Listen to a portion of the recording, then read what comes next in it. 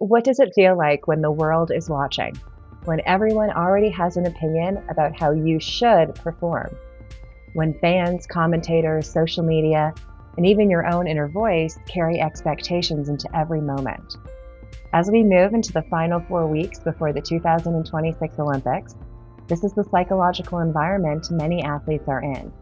Not just pressure, expectation. And there is a difference. And by the way, if we haven't yet met, I'm Dr. Haley Perlus. I'm a sport and performance psychology coach with the mission to maximize our inner strength for next level performance. As you watch and take in today's tools, you'd be a great help to all the athletes who haven't found this channel yet. So please subscribe, like, or comment. Also, I'm here to support you, so if you want, I have some freebies listed in the descriptions below. And there's always opportunity to work with me one-on-one, so you can contact me directly. Let's talk about a few of these athletes who are walking into these Olympic Games with attention already on them. Attention from the media, from the fans, maybe even from themselves. Each of these brings its own psychological weight. For example, Mikaela Shiffrin. Mikaela is the most successful alpine ski racer of all time. She literally holds the all-time record for the most World Cup wins in history for any alpine ski racer, male or female. She has multiple Olympic medals, multiple discipline titles. When she starts a race, the question isn't only about execution, the question is about continuing history. The media doesn't ask, will she ski well today? They ask, will she extend the record? That turns every run into a legacy conversation, not just a performance. And that type of expectation is experienced very differently than the ordinary competitive pressure. What about Lindsey Vonn, another U.S. alpine ski racer? Lindsey is one of the most recognizable names in winter sports. She's got multiple Olympic medals, World Cup titles, and is one of the most visible female athletes in the history of alpine skiing, with a career shaped by dominance, injury, comeback, and reinvention.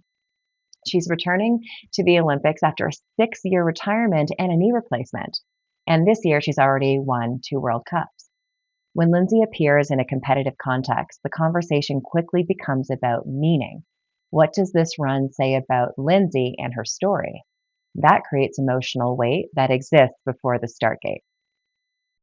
Now let's turn to a group of athletes whose success has built a narrative well before the Olympics even begin.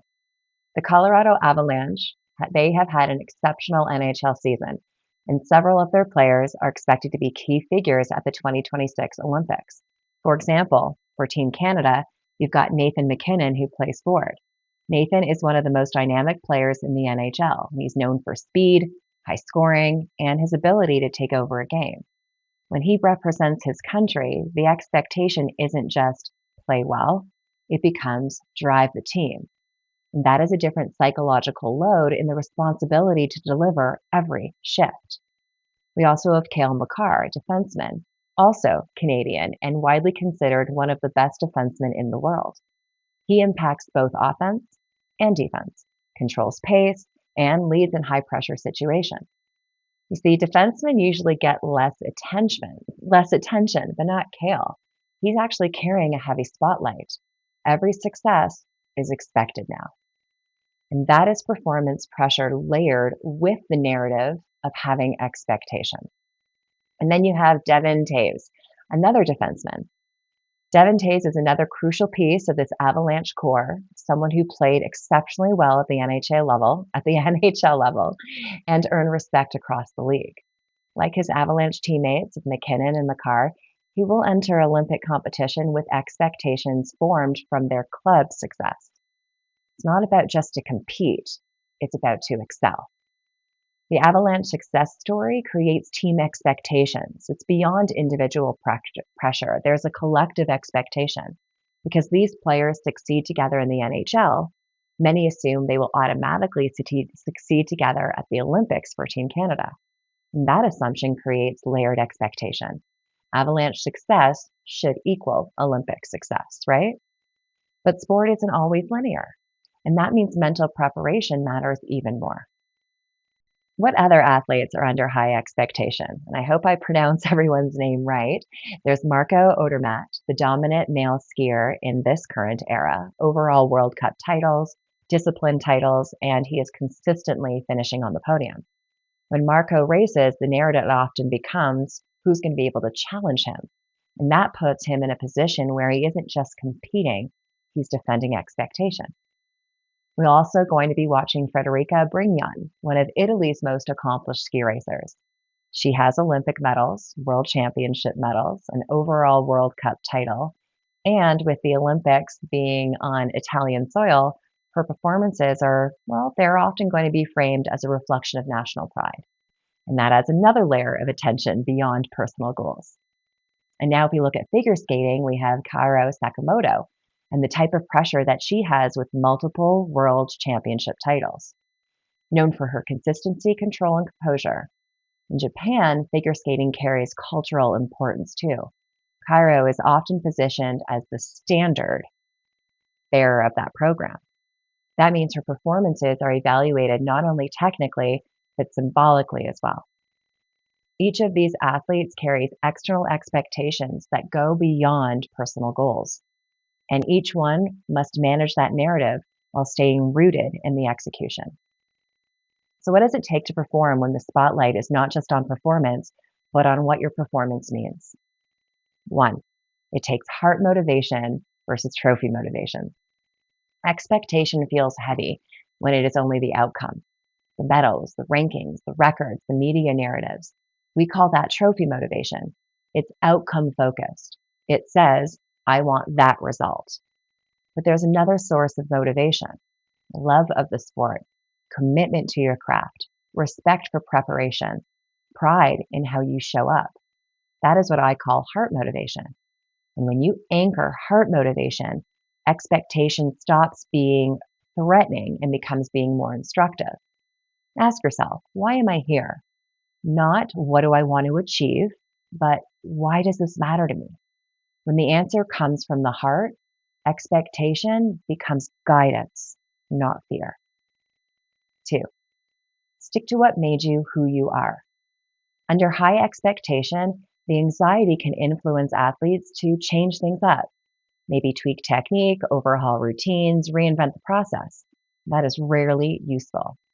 Your best performances come from the things you have practiced, the process you have developed, the things that build confidence. Now is not the time to experiment. Now is the time to trust what you've developed. Whether it's your warm-ups, your cues, your mechanisms for focus, these are anchors for your nervous system. You see, when the media noise gets really loud, your process can be even louder. Number 3, use pressure to heighten concentration.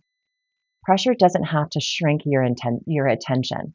When managed well, it can sharpen it. Pressure raises heart rate, adrenaline, alertness. In performance psychology, that's energy and good information. If you treat it like noise, it can become distraction. If you treat it like data and energy, it can become focus. Pressure can be a spotlight. It doesn't have to illuminate fear. It can illuminate the next action. When you start thinking, this pressure is energy, this pressure is information, your nervous system moves from a threat to a challenge. And that's where concentration, and how it will help your performance. 4, how do you want to show up? Athletes are often told, perform for your country, perform for your family, perform for your legacy. All of these, well, they become pressure. But a more useful question is, how do you want to show up for yourself and for the people you love and support? When you internalize your presence, your execution becomes less about avoiding failure and more about fulfilling purpose. Purpose is a structure. It organizes emotion, attentional focus, and performance intent. Purpose will ground you. When the expectation is loud, purpose gives you something to act toward. Here are 3 practical tools you can use this week for yourself. 1, the heart motivation check. Before performance, ask yourself, why does this matter to me? Not what do you want to win, but why you want to be your level of greatness. That's going to anchor your internal purpose. 2, process anchor routine. Pick one simple cue to use when expectation rises. A breath pattern, a phrase, a physical movement. Repeat it daily so it becomes automatic under pressure. And tool number 3, pressure to focus shift. When you feel expectation rising, say to yourself, this is information, this is energy. Then bring your attention immediately to what I do next. That shifts your system from threat to challenge, from distraction to execution. High expectations are not the enemy. Unclear expectations are. When you know why you're here, trust how you prepared, and focus on what you can control, expectation becomes again energy, not interference. It becomes a context for performance, not a reason to shrink. Thanks for watching. Stay tuned for our next video. Remember, if you haven't already, please subscribe or like. Make sure that we can help spread the word to all the other athletes who can benefit from these tools. And until next time, have a wonderful rest of your day.